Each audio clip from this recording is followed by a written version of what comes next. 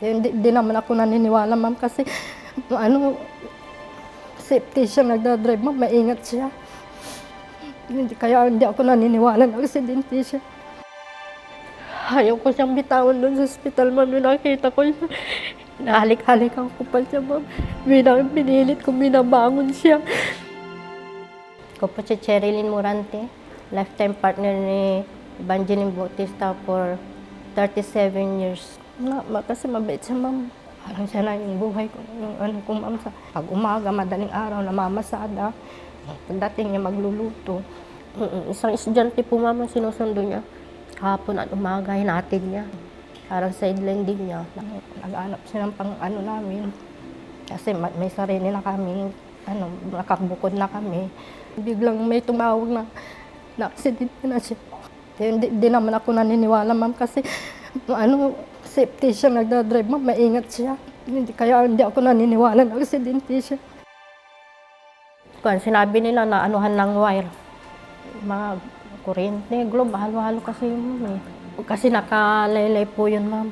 Inadaanan niya siguro. Yung sa harapan, siguro may nahulog na wire doon sa harap doon sa tricycle, yung niya. Umikot po yung tricycle, ma'am. Na siguro niya yung leg niya hanggang tumala po doon sa malayo, ma'am. Tapos pumunta na ako doon, wala na doon. Patay na pala nung dinala sa ospital. Kasi sumunod po ako doon, wala na siya. Hindi ko akalain na ganun mangyayari. Wala naman siyang pasabi, wala naman siyang paalam. Sabi ko, bakit mo ako iniwan ng aga-aga? Paano na akong mag-isa? Para yung siya lang yung buhay ko. Parang di ko nga kayang ganyan, dito pa eh. Nililibang ko lang yung sarili ko, mo. Na-insure ko si kapatid ko, sabi niya, pero ikaw ang nilagay niyang beneficiary, sabi niya.